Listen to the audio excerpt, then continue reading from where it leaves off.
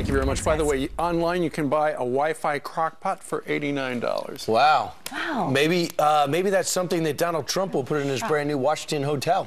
Maybe. The Wi-Fi crock-pot. We should ask him if that would be something. And I believe it's Monday, which means it's Donald Trump time. Welcome, Mr. Trump. Good morning. Hey, let's talk about something that's still festering, and that's the problem at our border. What's your take on Mayor Rahm Emanuel said, hey, give me your illegals, I'll take some?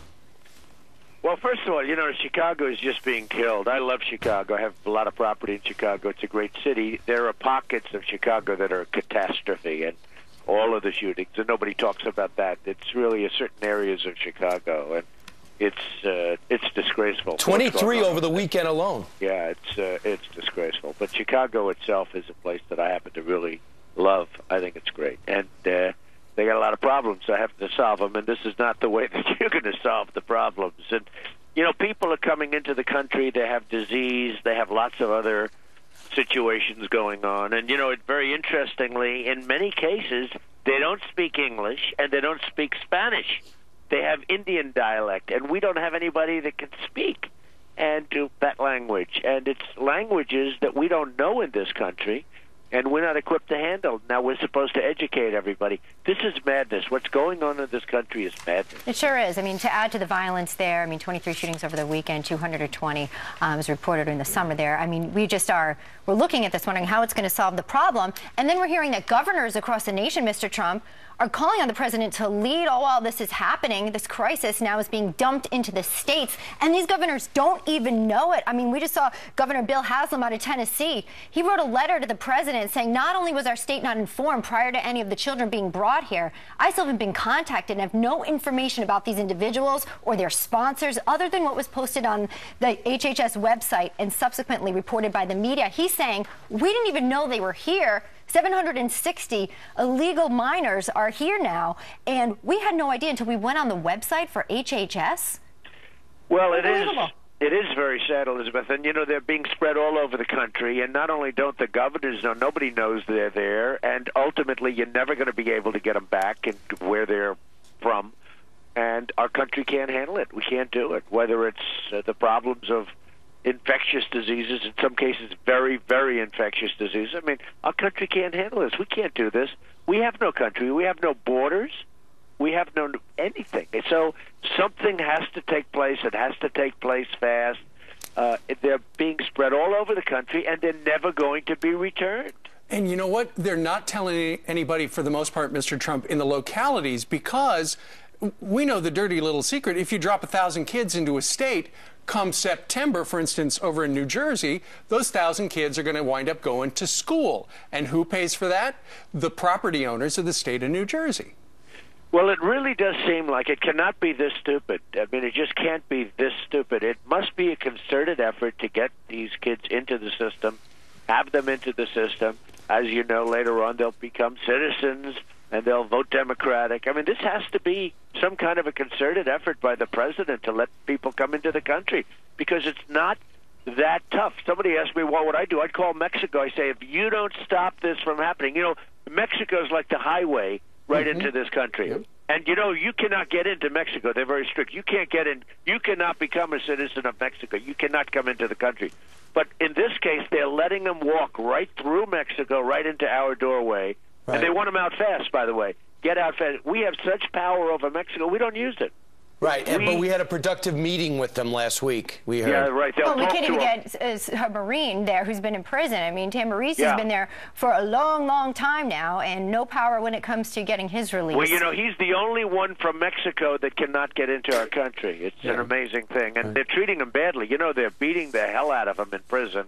They're treating him badly. And unlike our traitor, where we gave 5 killers, you know, 5 real enemies of the state, Bergdahl, unlike him, I mean, this guy was a very solid citizen as a soldier. Right. So, you know, it's really crazy. But what we do is you stop it by telling Mexico, we're not doing business with you anymore. Sure. You know, we support Mexico. We have so many companies in Mexico. We give them tax advantages to build companies in Mexico. Look, our country is just getting to a point where it's not going to be able to come back anymore. Well, you know what? And you look at our country, Madeleine Albright yesterday said, you know, you look at around the world, things are a mess. You got the Ukraine, you got Gaza, you've got the southern invasion, and perhaps, Mr. Trump, that is why in a brand new poll, Americans wished essentially they would have elected Mitt Romney. Brand new poll out. If the election for 2 years ago were held today, Mitt Romney would win in a landslide, essentially.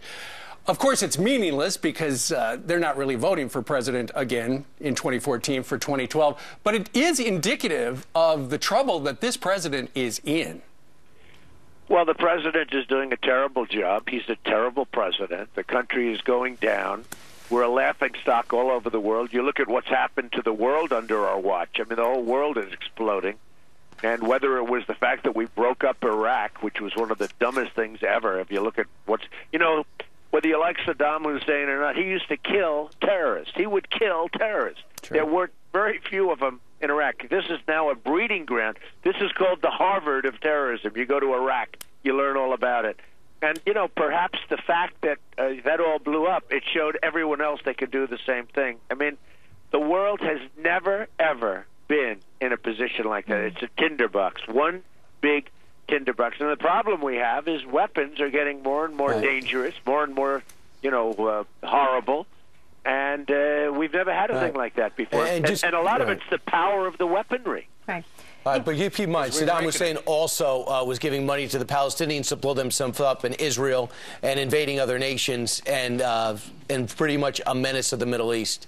But I've got to bring something else kind of exciting right next to the White House for you. You broke ground with some gold shovels. You sure did. Well, we really did. We're doing a fantastic job, giving lots of jobs. We're building at the old post office, which is the best location in Washington, Washington, D.C., right smack in the middle of Pennsylvania Avenue between the White House and Congress. We have the most magnificent building in Washington, truly one of the great buildings of Washington. And we're going to turn that into one of the great hotels of the world. We start construction on Monday of next week, and it's going to be very, very exciting. We had a groundbreaking there. Everybody was there, and it's going to be a very exciting development. It's, again, a lot of jobs are going to be used for building and for operating the hotel, and it's going to be truly because of the infrastructure, because of what we're doing, and we will have all of those things, Brian, that you mentioned a little while ago, and more. We'll have things that right now they don't even know about, In that world, things are coming along so quickly, the world of the Internet, that you don't even know about them now. But including the Wi-Fi crock pot. The Wi-Fi crock pot is on my wish list. The funny thing, in 2 years, in 18 months when we open, that'll be obsolete. They'll have something else. 2016 is when it's supposed to open, correct? It's going to open 2016. Fantastic. It's going to open June of 2016. And, I've always said sometime prior to November, but we should be able to do that November being a very important month, by the way, of course. That particular year. If you want, we'll supervise the construction. Do you want to do that? We're busy. It's kind of complicated. But, November being maybe the most important month in this country in many, many years, frankly. That's going to be, we are going to need somebody truly great to come in and run this country because we don't have that now. Well, Donald Trump, who will have at least one address in Washington, D.C. in 2016, we thank you, sir, for joining us live today on this Monday. Thank you very much. All right.